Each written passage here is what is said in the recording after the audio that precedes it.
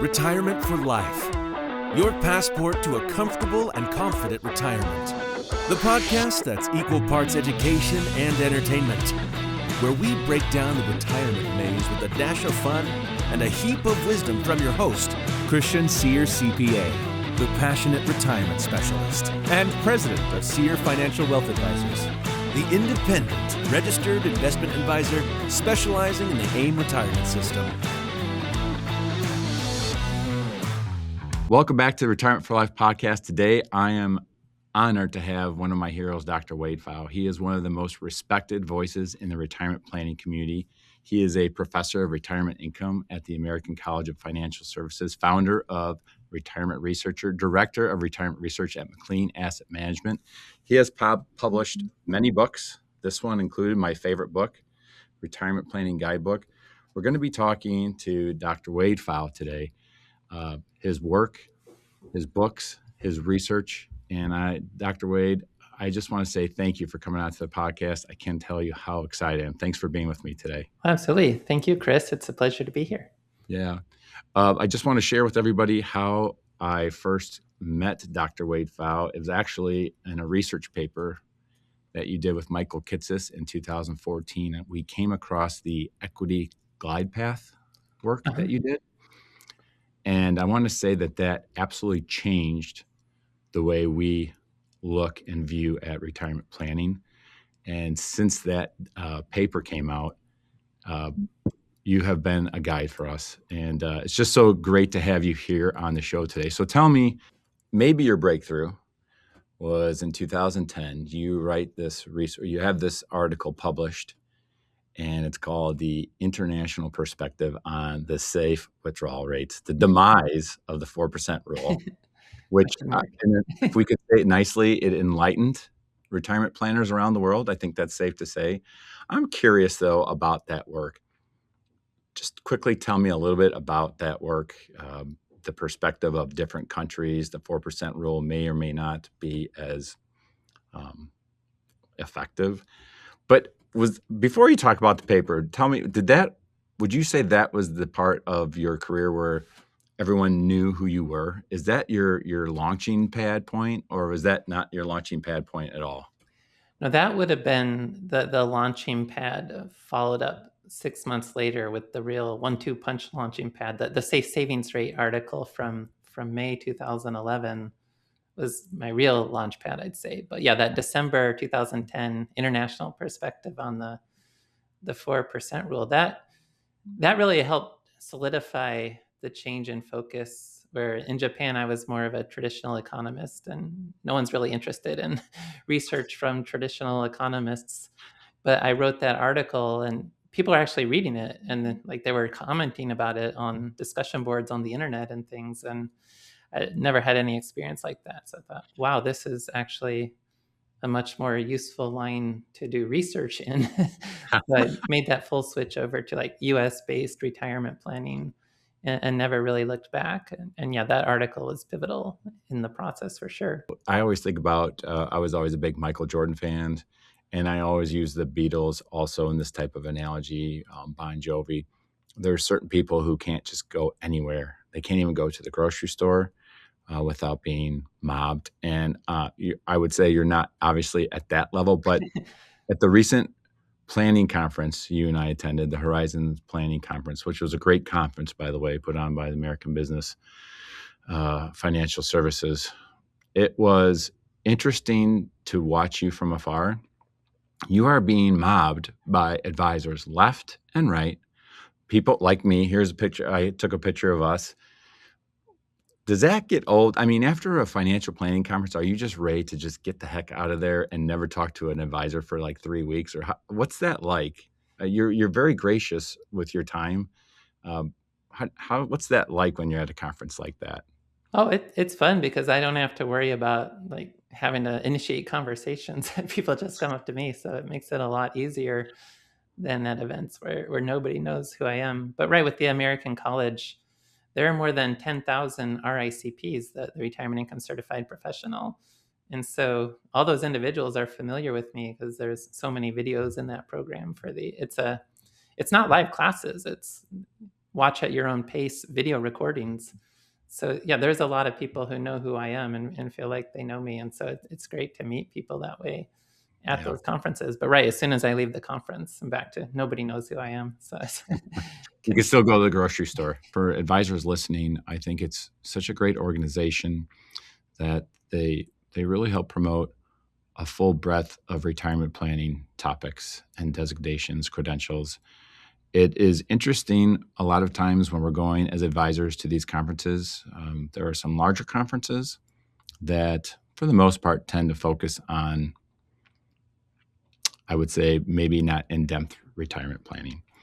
Whereas this conference, the Horizons Conference, is specifically for retirement planning. It was great. Okay, let's get down to business. I want to speak to you about expenses first. Retirees, when I first speak to them, Wade, they just think that they're not going to spend as much once they get older at retirement. It is difficult to explain to them that they will need to spend more money if they, in fact, are going to spend less. That may be true, but we have things like inflation and healthcare and things like this. Is there just a simple math? Expenses maybe go down 1.5% per year, and inflation maybe goes up 3% a year. So therefore, your expenses are going up, excluding healthcare, going up maybe 1.5%, 2% a year. Is that a fair, simple math approach, or is that too simple for you? Probably. Your expenses still may grow in nominal terms, but when you adjust for inflation, kind of lagging behind inflation by about 1% a year, something along those lines is a reasonable rule of thumb. Bottom line, expenses in retirement go up. Can we agree on that? In nominal terms, yes. In nominal terms, yes. Yeah, most, like the spending smile is all in terms of after removing the impact of inflation. Okay, so once we get a retiree to understand what their true need and expenses are, now we turn to how are we going to use your assets to wisely spend down. And this is a fantastic topic for me. I'm always very pointed on my opinions, and that's what they are, opinions. And I'm going to try and nail you down to being less political today. And I'm really going to try and get Dr. Wade Pfau to really tell me what he really thinks. You know, this retirement planning guidebook here, this is the second edition, by the way, because I don't want to buy a third edition because of all these tabs I've put on over the years. But, you know, you're very good about writing in a way that I think people can understand. It's not written like a research paper. It's written for retirement planners and retirees alike. So when you're tackling these issues, I'm going to try and make you take a hard stance on some of these things. To me, again, I'm always trying to simplify things. I feel like there's three basic ways to spend down assets. In other words, how are we going to wisely cover our expenses? One is limit spending based on the amount you have, like the 4% rule, right? Whatever's in your account will dictate how much you can spend. The second way is more of a dynamic approach. Some people will use like a guardrails approach, income floor, basically limiting your spending on how the market performs. And then the third way that I view this is perhaps adding more guaranteed income. Okay. I don't like the first two of those because they use the word limit. Is it possible for you to talk about these different ways to spend down? What do you like? What do you not like? Is there, I know you're not going to tell me there's a perfect way, but what's your favorite way of those three basic categories? Mm-hmm. Well, on the math side and research side, the idea is generally the flooring approach, that you build a floor of reliable lifetime income to cover basics. And then you have a lot more discretion on top of that for this is surplus wealth that you can use for more discretionary things. You can invest aggressively, spend aggressively from the rest because you have that basic floor covered.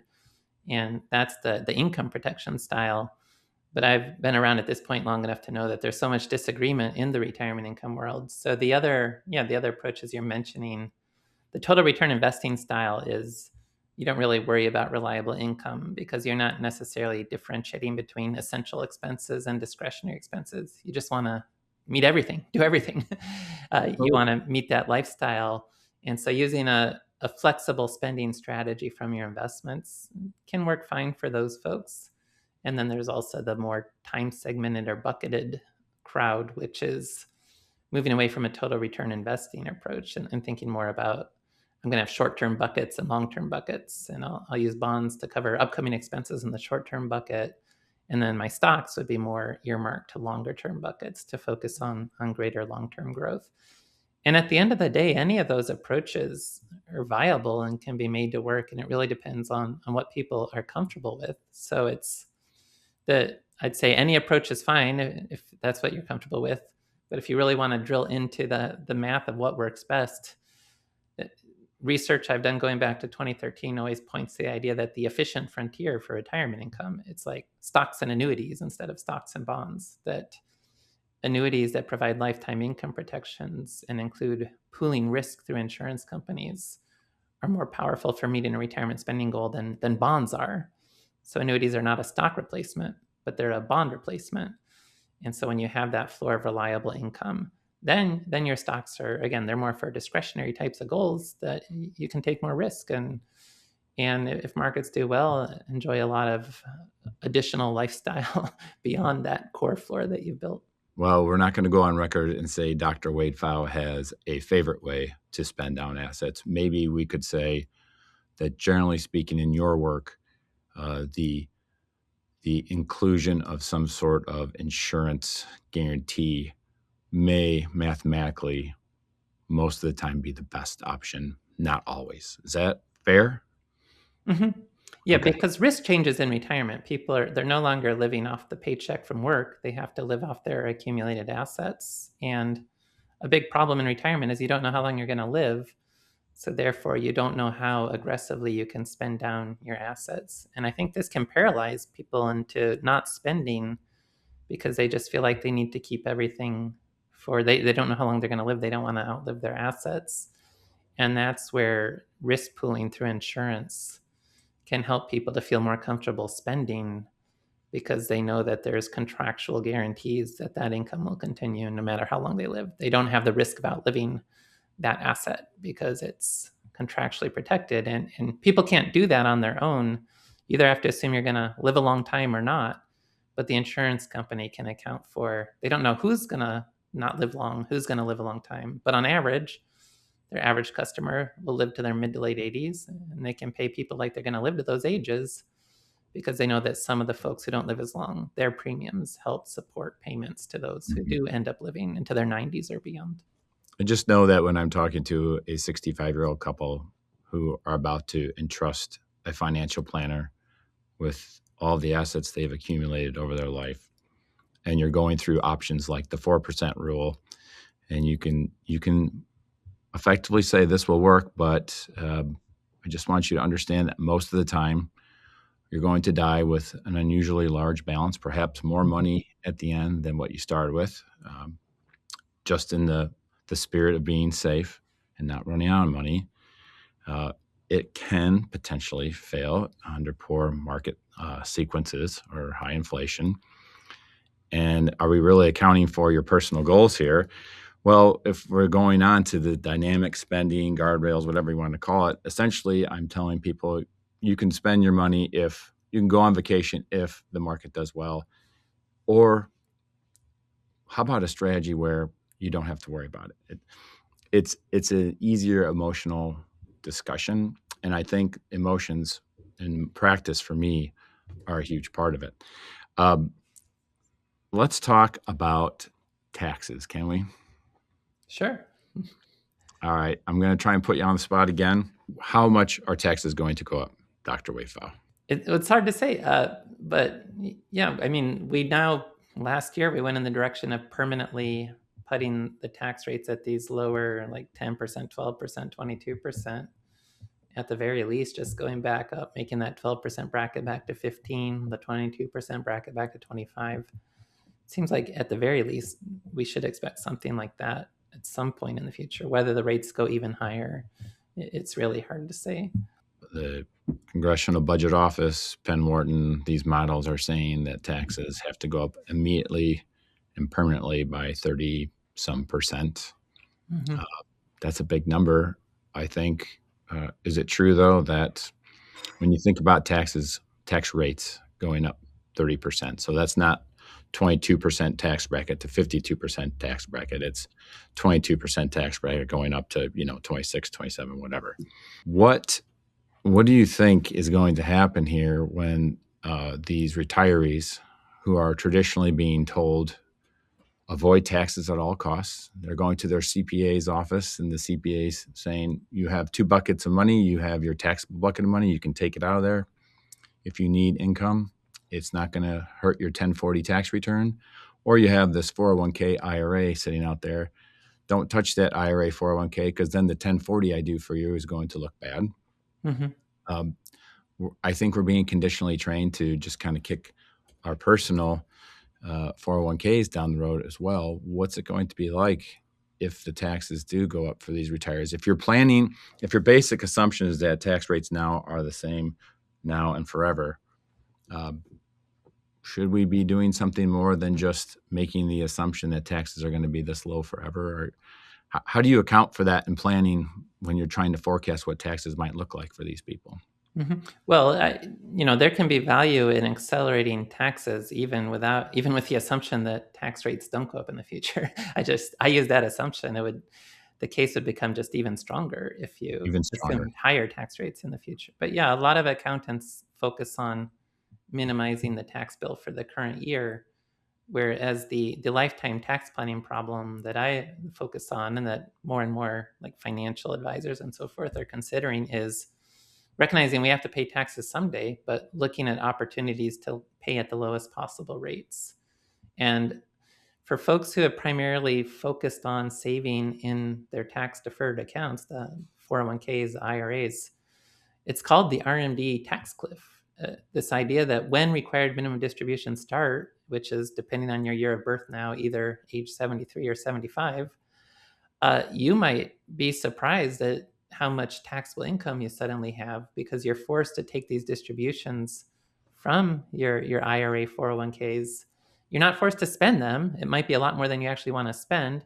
You can reinvest the difference in a taxable brokerage account. But the problem is you have to pay the taxes on that income. And that can push you not only into higher tax brackets. Kind of the idea is like right now, if I have capacity in my 12% bracket, maybe I want to do a Roth conversion so that later an RMD doesn't push me into the 22% bracket, that sort of thing. But then also there's the way Social Security is taxed, the idea that when your income exceeds certain thresholds, that can lead to higher Medicare premiums. Right now, we have these tax deductions that phase out with income, like this new age 65 plus bonus deduction. The way your long-term capital gains and qualified dividends stack on top of ordinary income, which can then, when you have ordinary income, push your long-term gains from the 0% bracket into the 15% bracket, that sort of thing. What else is there? It seems like there's something I'm missing. Widows tax trap. Yeah, the single filers, widows being impacted. If you use the Affordable Care Act for health insurance, that's a huge issue as well. Yeah. That you want to be very strategic about paying taxes when you can do so at lower overall rates to avoid having to pay at even higher rates in the future. Just makes sense, doesn't it? And the notion I love to think about when it comes to this is there's a lot of debate about Roth conversions. I think there's a lot of misinformation about Roth conversions. The obvious thing that people are talking about is it will save me taxes. But as you alluded to, there's all these side benefits, IRMA charges, widow's tax trap, not having to take a huge RMD out if the market's down 50%, right? There's just all these hidden benefits of a Roth conversion. And I like your notion that it can be beneficial even if tax rates don't go up. That's very true. But if the writing's on the wall of taxes and you have some of the biggest think tanks out there saying they're going to go up, you have to at least consider it. So I want to now talk about this concept that bothers me about the break even of a Roth conversion. There's a lot of discussion, calculators, what is your Roth break even? I feel like for many retirees, it's a misnomer. I feel like $1 million in an IRA account is not yours, right? There's a good portion of it there that belongs to the government. I feel like when we're looking at when should I do a Roth conversion, doesn't make sense for me too many people are thinking about themselves and not really the mindset of, 85% of the people I work with are married and have children. The majority of people I work with are reasonable spenders. Translation, they're going to not die with zero. They're going to have significant assets when they die and pass away, and they're going to leave those to their children. And I think the mindset should be, when I do pass away, not what does my account balance look like. It should be more of a mindset to, who do I want to get more of this money? My loved ones or Uncle Sam? So for many of the clients that I work with, I don't like that break-even concept. Sometimes I say, and again, I'm going to try and pin you down here, for a couple that is married, that is leaving their qualified assets to their children, that are reasonable spenders, that are going to die most likely with significant untaxed balance. Is the break even on a Roth conversion for them yesterday? In other words, they should have started doing it last year, or is that too big of a statement? Yeah, I mean, I don't think the break-even concept even works for Roth conversions, because it really is just a matter of when can you pay at lower rates. And right, in terms of an inheritance, so any money that would go to charity, you never would really Roth convert, because the charity can pay a 0% income tax rate on it anyway. But any money intended for like your adult child beneficiaries, taxable brokerage accounts get the step up in basis. So those, assuming you're under the estate tax limits, there's no taxes that unless you're in a state where there's like an inheritance tax, like I think Iowa. But otherwise, you don't have to worry about the taxable brokerage account. The Roth, you got a 10-year window to take it out. You don't have to worry about taxes on that though. But there's a specific embedded income tax liability in an IRA. Your beneficiaries now are likely, if they're your adult children and don't have some other qualification, they'll have a 10-year window to distribute from an inherited IRA. And if they're inheriting those accounts in their 50s or early 60s, that might be their peak earnings years. And so then it becomes, what income tax brackets or rates are they going to face when they distribute versus what would you face? And if you could Roth convert at 12 or 22% versus leaving that to an adult child beneficiary who's a doctor and who's going to end up having to take that out in a 10-year window in the 37% tax bracket, yeah, that's you're creating immediate after-tax legacy growth by paying the taxes for them, so to speak, by doing that Roth conversion. And there isn't a break-even age on that. It's the after-tax legacy value of your assets goes up immediately whenever you can pay those taxes at a lower rate. I think that's a great answer, and I appreciate you saying that. I think that notion should be shouted across the retirement planning industry. So I'm happy for your work. It occurs to me, I'm a CPA. I've done taxes since 1999. I don't do a lot of them anymore, but in the firm, we certainly are big on taxes. It's in our DNA. When I started out as just a pure CPA, I can tell you what my motivations were: to get as many tax returns done as possible by April 15th, to do them professionally, to do them right within the guides of the Internal Revenue Code. And as much as I could, working 70, 80 hours a week, there was no time if someone would ask me, what should I do for the next 20 or 30 years for my long-term tax savings plan? What should I be doing? And frankly, in 1999, I was good at doing taxes, but I had no retirement planning experience. And when we're talking about advanced tax planning, some of the concepts we just talked about, Dr. Wade, Roth conversions impact non-tax things, don't they? We've mentioned some of them: IRMA, estate planning, maybe your investment allocations. There's a lot in the CPA's vision right here that is just taxes, but outside of that are all these other things. And so not only did I not have time to give long-term proactive tax planning advice, I also didn't have a comfort level because I didn't know what IRMA was in 1999. I'm a CPA. I know the ideas, but I don't know how that long-term plan is going to impact you. On the other side, we have our financial advisors, who most of them wouldn't call themselves tax experts. I'm finding a lot of people are in the middle of that. I think the American College of Business is helping advisors bridge that gap.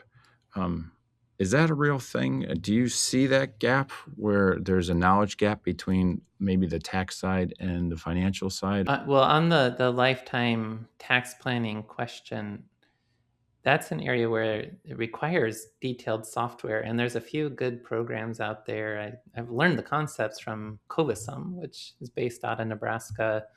I know Holistaplan has added some of these features, but that's kind of getting to the end of the list.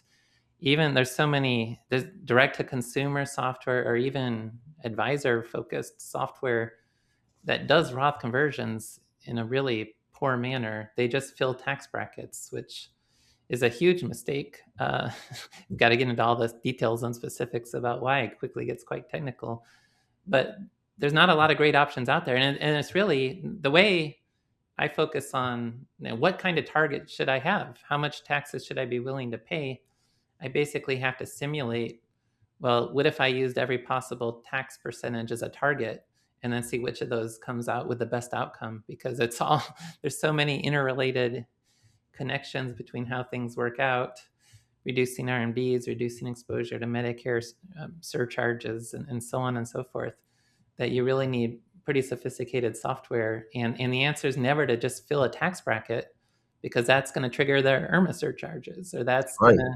it's going to do all these other things. It's going to cause the phase out of your tax deductions and things that you need good software to do that. And there's not many options. And there's a lot of marketing around Roth conversion software that's just very bad software. So it's an ongoing problem that we experience in the industry right now, for sure. I agree so much. I'm not going to name names, but one of these tax softwares out there for financial advisors who have never done a tax return for a client in their life, their slogan is go from a tax zero to a tax hero in seconds. And they have effectively what you're alluding to. I call it the Roth conversion easy button. Mm-hmm.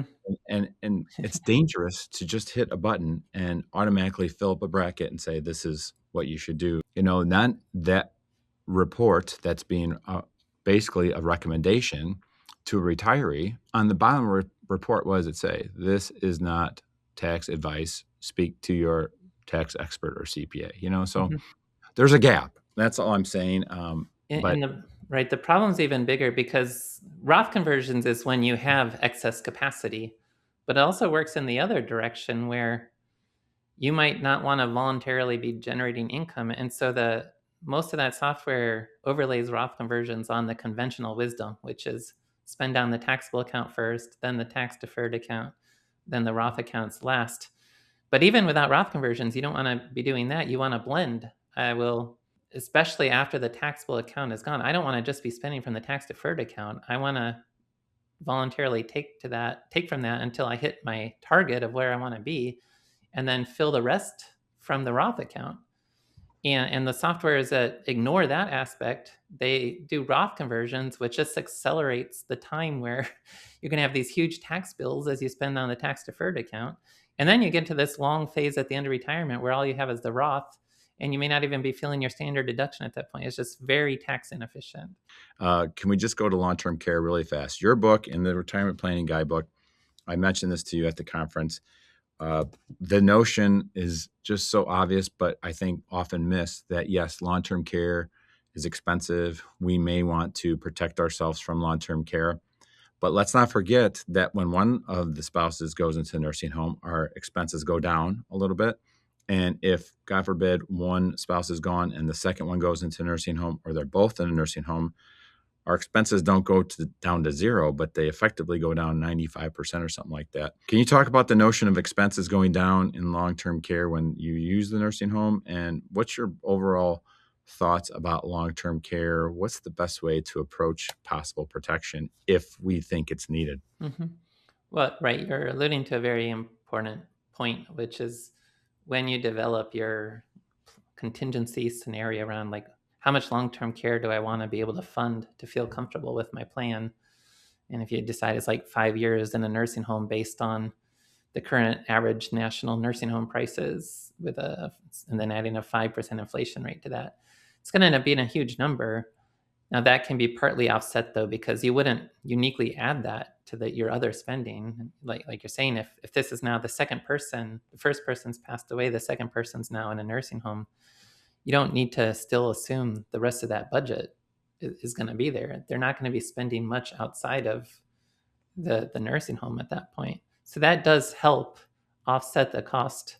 I talk about in the retirement planning guidebook, I made a spreadsheet that lets you Well, I enter know. in assumptions around all this. I've used the spreadsheet. I know it. Yeah, that's Uh-huh. great. Sorry, go ahead. Yeah, but it's hard to avoid the answer of looking at, to feel comfortable about long-term care, I might want to have like a couple $100,000 of reserve assets, which may be insurmountable for a lot of folks.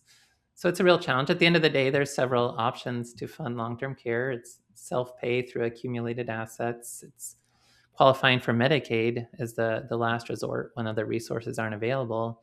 And then also potentially including some sort of long-term care insurance to help.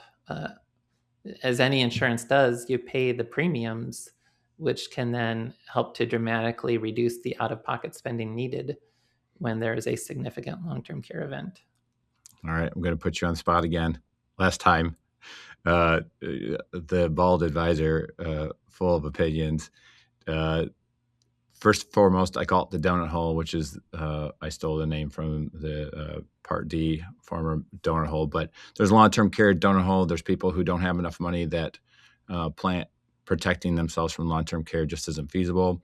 There's people with too much money or plenty of money that they don't need to, they can just self-insure. And then there's these people in the middle. So I call that the long-term care donut hole, but that's topic number one. Then if you are in the middle and we do determine that perhaps a little bit of a protection plan for long-term care might be a good idea. Traditional long-term care insurance, terrible. Don't do it. Used to be 200 companies doing it. Now there's 5, and people who got themselves into long-term care contracts years and years ago are getting huge notices from the insurance carrier saying your premiums are going up 30%. So that is a bad way. Number 2, annuities. Okay, income doublers. There's a bunch of reasons why those aren't great. The only real way, the best way to protect yourself with long-term care, if you decide that you do want long-term care protection, is a hybrid life insurance product. Put you on the spot. Everything I said completely wrong, everything I said completely right, or somewhere in the middle?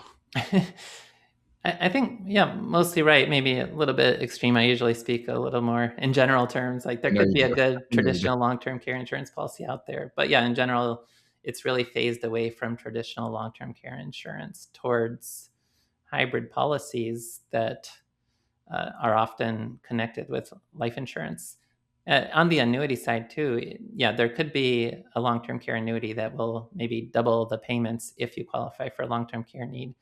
But also things like QLACs, where inside your IRA, you have an annuity that just turns on at 85. It's not precise, but the idea is if you think you might be around age 85 when you need long-term care, approximately speaking, and especially if it has a little bit flexibility around the start date, that could be another way to think about helping to fund long-term care. But in general, if you are thinking about insurance, it will be more on the life insurance side, where it's a policy that combines life insurance and long-term care, either accelerating payment of the death benefit to cover long-term care or including beyond the death benefit additional continuation of care for long-term care.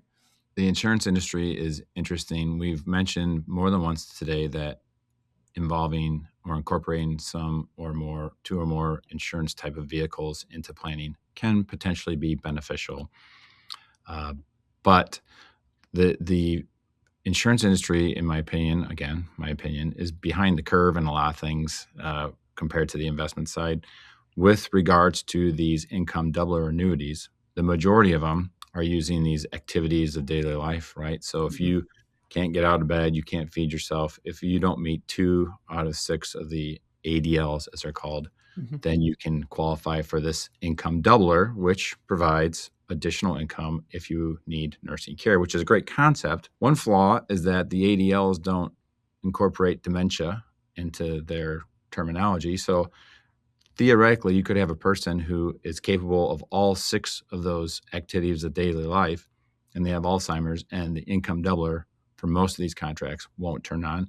They're getting better with that and incorporating dementia language into it. The other bigger problem with most of these annuities with the income doubling feature is that typically we have purchased this annuity for income purposes. We have turned on the income already, maybe at 65, maybe at 70. And now when we're 85 and we need long-term care, the underlying account value of that annuity is 0. It's still paying out guaranteed income. But if you actually look at if I cash this annuity out right now, the answer is you're going to get nothing.